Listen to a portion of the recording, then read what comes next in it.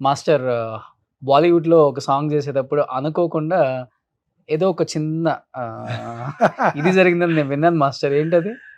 చిన్న కాదు యాక్చువల్‌గా చిన్ననే అంటారు. కానీ ఏదో గోటితో పోయేదాన్ని గొడ్డల్లాగా తెచ్చుకున్నట్టు. హ్మ్.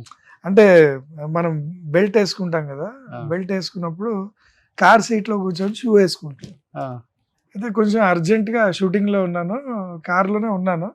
అండ్ తొందరగా ఎళ్ళాలి అని చెప్పి అసిస్టెంట్లు అంటుంటే, సరే కూర్చొని షూ ఏసుకుంటున్నాను.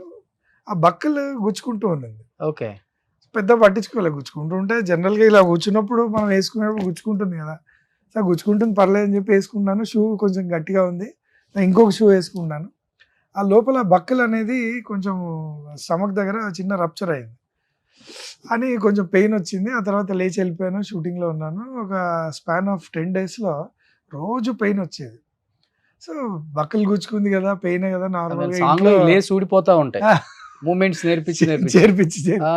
సో, అలా ఇంట్లో గూడా ఎందుకైనా మంచిది వైఫ్ గూడా డాక్టర్ దగ్గరికెళ్దామంటే బెల్టే గదా! గుచ్చుకుందనుకుంటాను.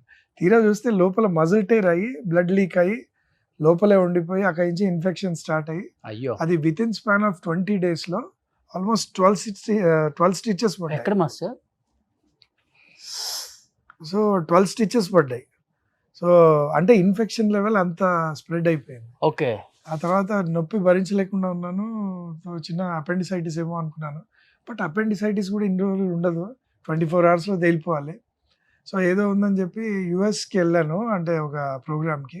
అక్కడి నుంచి రావడమే ఎమర్జెన్సీలో హైదరాబాద్ దిగాను. వెంటనే వైఫ్ ఎమర్జెన్సీలో తీసుకెళ్ళిపోయారు నాకున్న పెయిన్‌కి. సో, డాక్టర్స్ చెప్పేసారు ఏంటంటే, ఇది ఇన్ఫెక్షన్ లెవెల్ 150% అయిపోయింది. బాడీలో. బాడీలో అంటే లైక్ స్టమక్ దగ్గర. ఆ! సో, ఇమ్మీడియేట్ సర్జరీ చేయాలన్నారు. అండ్ సర్జరీకి ఆప్ట్ చేసి నెక్స్ట్ డే వెళ్ళాం. అండ్ లాప్రోస్కోపిక్ అనుకున్నాను కానీ అది కాదు, కంప్లీట్‌గా క్లీన్ చేయాలనే చేశారు. సో, దాంతోటి ఇంక రికవరింగ్ స్టేజ్‌లో ఆల్మోస్ట్ ఒక 25 డేస్ నుంచి హాస్పిటల్‌లో ఉండి, ఆ తర్వాత ఇప్పుడిప్పుడే బయటకొచ్చాను. తగ్గిపోయిందింక. ఇప్పుడు అంటే ఆల్మోస్ట్ ఎండింగ్ స్టేజ్‌లో ఉంది. సూపర్. So, happy. అంటే ఇంగా మేము చాలా సాంగ్స్ చూడాలి మీరు కొరియోగ్రఫీ చేయటం.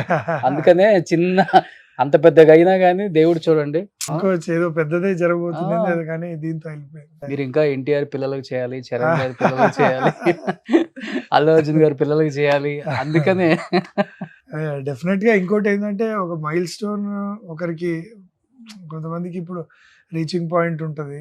సో, నాకు గూడా ఆల్మోస్ట్ 2008 నుంచి అంటే 'ఆర్య 2' దగ్గర నుంచి ఇప్పటి వరకు చేస్తున్నాను. సో, నాకు గూడా డైరెక్షన్ ఇంట్రెస్ట్. సో, అవునా? నెక్స్ట్ డైరెక్టర్‌గా మధ్యలో ఏదో హీరో అవుదామని సిక్స్ ప్యాక్ పెంచారు కదా మాస్టర్? చేశాను. 6 ప్యాక్. బట్ ఆ టైంలో ఆ స్టోరీ ఇంకా సరిగ్గా రెడీ అంటే ఒక ట్రైబల్ మూవీ చేద్దామని అనిపించింది అప్పుడు. అండ్ నా ఫ్రెండ్ కూడా యూఎస్‌లో ఉంటాడు. సో, సెకండ్ హాఫ్ ఎందుకో కొంచెం డౌట్ ఉండి హ్మ్.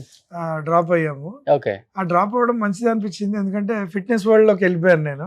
ఏంటి అసలు మీ లుక్ ఆ చూసి 6 ప్యాక్ అందరూ హీరోస్ గూడా జెలస్‌గా ఫీల్ అయ్యి జెలస్‌గా ఉంటారు. అంటే ఎదుటి మనిషి ఎప్పుడు ఫిట్‌నెస్‌గా ఉంటే ఆబ్వియస్‌గా కాంపిటీటివ్ స్పిరిట్ ఉంటది. హ్మ్. సో, నేను అప్పుడు సాంగ్స్ చేస్తుంటే నాకే అనిపించేది. అరే!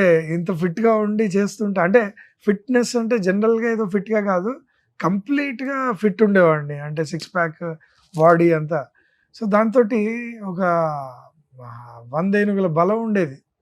అంటే కాన్ఫిడెన్స్ లెవెల్ అంత ఉండేది. హ్మ్. హ్మ్. ఆన్ సెట్ గూడా. హ్మ్. సో, అనిపించేది ఓకే. మనల్ని చూసి ఎదుటి వాళ్ళు కూడా ఇన్‌స్పైర్ అయితుంటే బావుంటది. మనం ఎలా ఇన్‌స్పైర్ అయ్యి చేసాం. సో, ఆ ఫిట్‌నెస్ వరల్డ్ అలానే కంటిన్యూ హీరోస్ చేశాను. చాలా మంది చెప్పారా? మేము అందరూ మెయింటైన్ చాలా చేయడమే ప్రైజ్ కష్టం చేసేవాళ్ళు. అనిపించింది నాకు. నాకు 'ప్రభాస్' గారు చెప్పారు. అండ్ సాయిధరమ్ తేజ్ మూవీ చేస్తున్నప్పుడు ఆయనే చెప్పారు.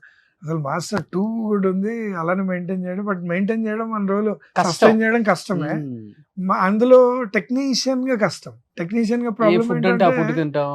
మెయింటైన్ చేయలేం. అందరికంటే కొంచెం ముందే ఉండాలి. సో, మనం ఆలోచిస్తూ ఉంటాము. ఏదో కాఫీ ఏదో తాగేస్తాము. అండ్ సడెన్‌గా ఇక్కడి నుంచి ఎటో షిఫ్ట్ అవ్వాలి. లంచ్ పోద్ది. సో, ఎక్కడైనా అవుట్‌డోర్స్‌లో ఉంటాము. సో, ప్రాపర్ ఫుడ్ ఉండదు హ్మ్. హ్మ్. అవుట్‌డోర్స్‌లో. హ్మ్. కొన్ని కొన్ని చోట్ల ప్రిపరేషన్ కరెక్ట్‌గా ఉండదు. సో, ఎక్కడో అక్కడ మెసప్ అయిపోతూ ఉంటుంది. సో, హ్మ్. సస్టైన్ అవ్వడం చాలా కష్టం. ఏదో హైదరాబాద్ షూటింగ్ అంటే మనం ఇంట్లో నుంచి ఫుడ్ అదేదో రెడీ చేసుకోవచ్చు. ఓకే. బట్ అవుట్‌డోర్స్ వెళ్ళినప్పుడు చాలా ప్రాబ్లమ్.